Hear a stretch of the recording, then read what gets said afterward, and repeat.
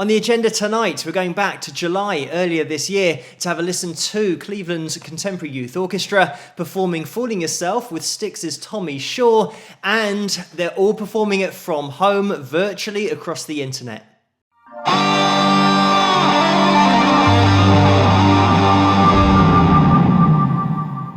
Hello, Phil here from Wings of Pegasus, and welcome to another analysis video. If you enjoyed this video, please give it a thumbs up and subscribe.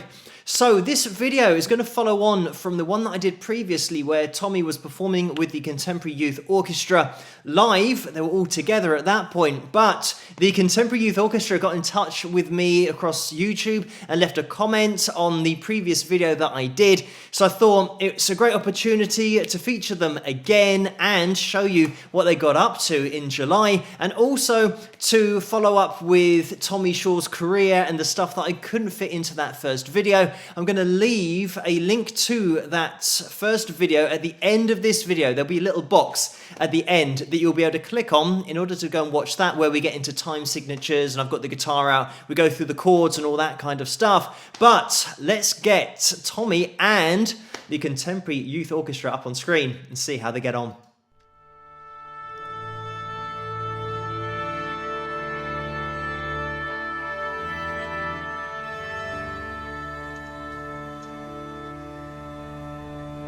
Here we go. 1, 2, 3.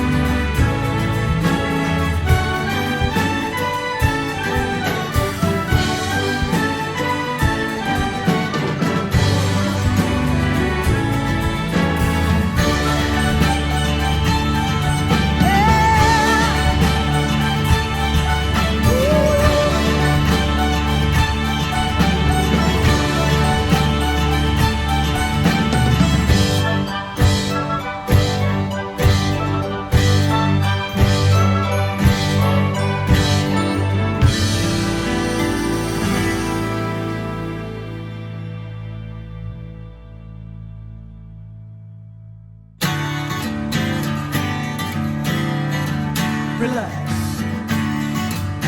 Take it easy.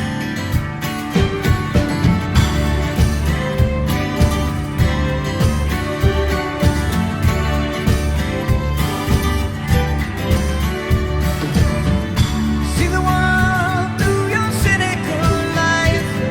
You're a troubled young man, I can tell. Got it all in the palm of your hands. Your hands wet with sweat. Your head needs a rest. You're fooling yourself if you don't believe it. You're kidding yourself if you don't believe it. Why must you be such an angry young man when your future looks quite bright to me? And how can there be such a sinister plan that could hide such a lamb, such a caring young man? You're fooling yourself if you don't believe it. You're killing yourself if you don't believe it. Get up and get back on your feet. You're the one they can need, and you know it. Yeah, come on, let's see what you got. Just take your best shot and don't throw it.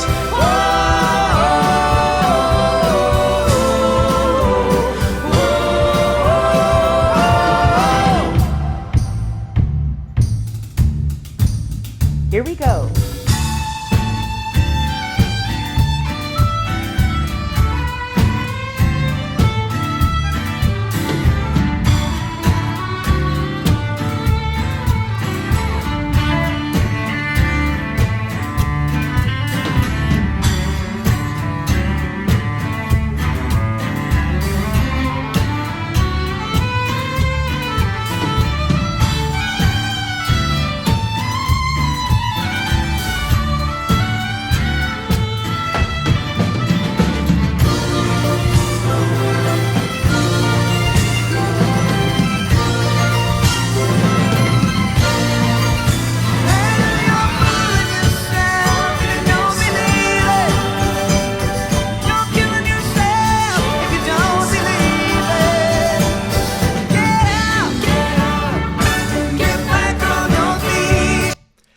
I'm just going to jump in here. As always, the link to this video is going to be in the description below, so you guys can head over there, click on that link to watch it the whole way through without me interrupting it. It is so difficult to interrupt this because it's just everything to me that is great about music.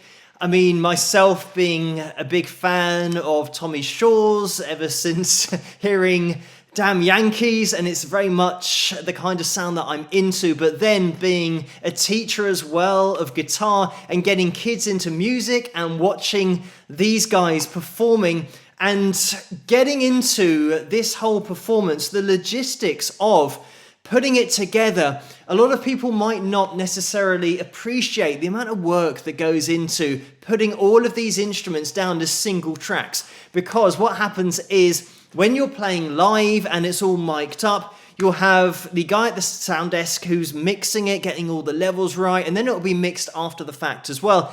And you're very much working from one microphone, or if it's a very large orchestra, you'll have multiple microphones, but they are taking care of the string section, for example. So you might have 10 violinists who are playing, and you've got that as something that you can then mix as an overall sound. Whereas here, because everybody's recording it at home, it means that you've got a single track for one violin, and then you have to pair that together with the second violin, which will be a separate track, and mix it on a track-by-track basis. So there's a hell of a lot of work that's gone into this, but for me, this is what it's all about.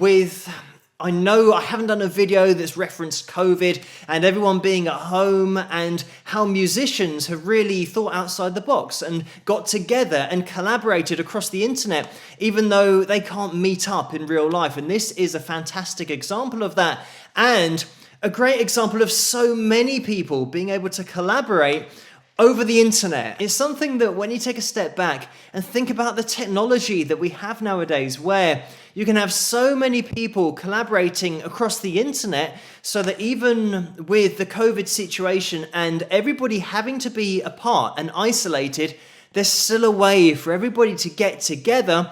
And music is one of those things that will always give you a lift, regardless of what's going on. I think it's something that hasn't really been explained as to what music does to you when you hear it, and it hits a chord with you, no pun intended, that just lifts you no matter what kind of bad mood you might be in. You'll hear a song that takes you back to a particular place and gives you the mood that you were feeling when you heard that song.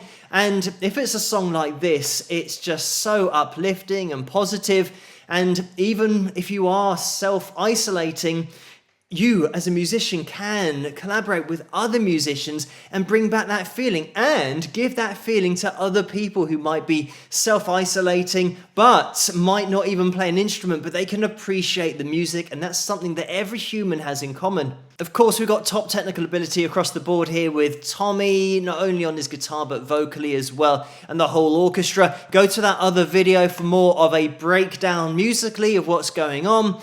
But just to throw out there the technicalities of what's going on here as well, because you'll see a lot of the Contemporary Youth Orchestra members having headphones on, and this is to hear the backing so that they can play along and use recording software to record their single track of what they're playing, and then that is literally added all up and sent off to the person who's going to be mixing it and putting it in the digital audio workstation, and having, I don't know how many tracks must have accumulated in order to get this sound, but it's been so well mixed, and it's getting every single audio file in a separate track. And if you don't record music, you might not appreciate the amount of work that has gone into this. But just as a reference point, it's Michael Bradford who has mixed this all together and engineered it as well. So a big shout out to him, and also Adam Smalley for the editing of this video, and that's AJ Video in Cleveland. This is one of those videos that if you have done a little bit of video editing yourself, as I have on this channel with covers that I do on here as well, that you can access and watch, you get a little bit of an appreciation of what's gone into this from an editing perspective. And this is a great still to just get an appreciation of the fact that we've got so many separate video feeds here that have all been organized into these boxes so that you can see so many people on screen at once, and it is so slickly put together with the transitions as well. So this is a video that you can appreciate on so many levels: the top technical ability, instrumentally, the video editing, the technical logistics of just putting this together, getting everyone to record their parts and doing it individually, performing so well individually, and filming themselves, having to send in their video footage. So it is such a great video from every perspective of just everybody getting together, pulling together even though they're apart, and just lifting everyone's spirits. But we are going to be jumping back into the video. We'll watch it till the end. There's not too much longer to go, but let's get back into it. You're the one they can need, and you know it. Yeah, come on, let's see what you got. Just take your best shot and don't throw it.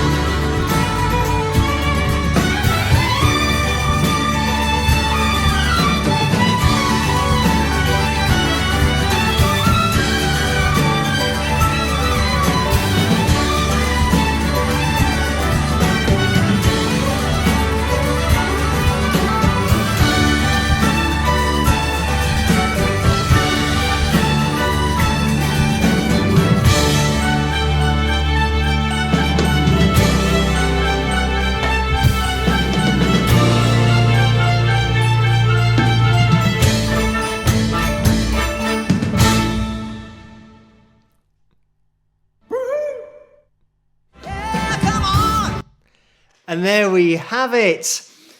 That is such a great sound, and if you haven't seen the original performance video where they're doing this live, definitely check that out. If you do want to watch my first analysis video, like I said, that'll be at the end of this video. Just click on the box and you'll be able to watch it, and the original video will be linked in the description of that video, in the description section, so you can go straight to that performance video from there. But you can really start to compare the two. Obviously, when it's performed live, they get the advantage of that acoustic space and the reverberation that goes with that. But also, it really does put a spotlight on the mix that we've got here and the production that's been put on it in order to get that same kind of sound, but what would have been a very dead sound to begin with, because all of the instrumentalists here would have been playing either in their bedroom or in a room where there's no real space to get that same reverb and reverberation that you get naturally in a large opera house or a large music venue. So being able to get that similar sound with all of these instruments being recorded dry is such a great job that's been done by Michael Bradford that I mentioned earlier. By the way, if you do want to donate to the Contemporary Youth Orchestra, I'm going to leave a link to their donation page in the description below. But I am going to be getting into a little bit of Tommy Shaw's history and career in this video that I couldn't do in that previous video. Tommy was one of those guys that started playing at a very young age. He was in local bands while he was at school, and when he left school he joined the Smoke Ring and also was in MS Funk, and he played with them for 3 years. And this is when he first got noticed by Styx, because he was playing during a 2-week club gig in Chicago and he just stood out to the guys. But then Tommy left MS Funk and started a local band with childhood friends. It was when Styx moved to A&M Records that they had a nationwide tour planned, and just before they were about to embark on the tour, John Kuralewski, the original singer, suddenly left the band, and it was totally unexpected. So the guys now frantically had to try and search for somebody else, and they remembered Tommy. They gave him a call and got him along to audition, and the thing that really sealed the deal was the fact that he could sing the high harmony in Lady, and he was hired and joined the band in 1975. So Tommy's first album with Styx was in 1976, and that was Crystal Ball, named after one of Tommy's own compositions. He also wrote Mademoiselle and Shoes as well.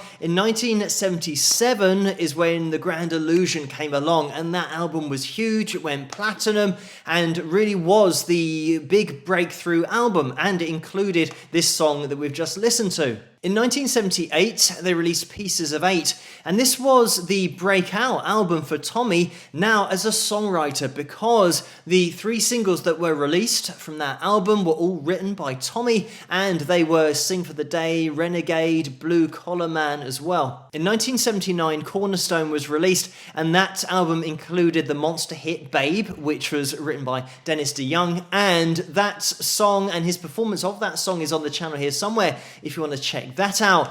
Unfortunately, at this point, there were disagreements about the future direction of the band, and this was the first time that it surfaced. In 1981, they released Paradise Theatre, and that included Too Much Time on My Hands, which got to number 9 in the charts, which was written by Tommy. In 1983, Kilroy Was Here was released, and that was the final album with the classic Styx lineup, because Tommy left after that point and started to record his solo albums. In 1984, Girls with Guns was released, also in 1985, What If, and in 1987, Ambition, and he opened for The Kinks in 1984, and also Rush between 1987 and 1988. In 1989, he formed Damn Yankees, as I mentioned earlier, one of those bands that was right up my street, and they released High Enough, which was a monster hit co-written with Ted Nugent, and their second album was massively successful. That went platinum.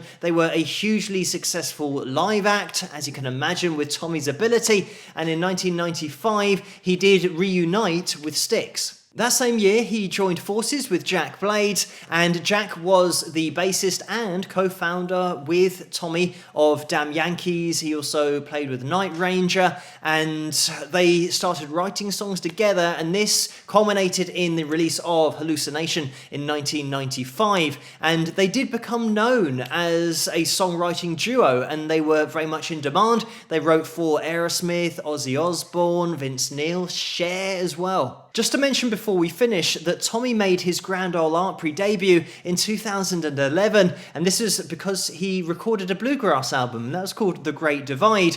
Styx are still together, still rocking out, and Tommy's still very much a part of that, but it's great to have a look back just to earlier this year to see the Contemporary Youth Orchestra teaming up with Tommy again in totally different circumstances, but still achieving the same wondrous result that they did in that first live setting. And it really does show how vigilant and how much people can come together in such adverse situations and conditions that we do find ourselves in at the moment. But thank you for suggesting the initial video for me to take a look at, and thank you to the Contemporary Youth Orchestra for getting in touch on that previous video, and make sure that you click on that first video. It will be on the screen at the end of this video, if not now, so you can head over there if you haven't seen that already. But thank you guys for watching this. I hope you did enjoy it. If you did, please give it a thumbs up and subscribe.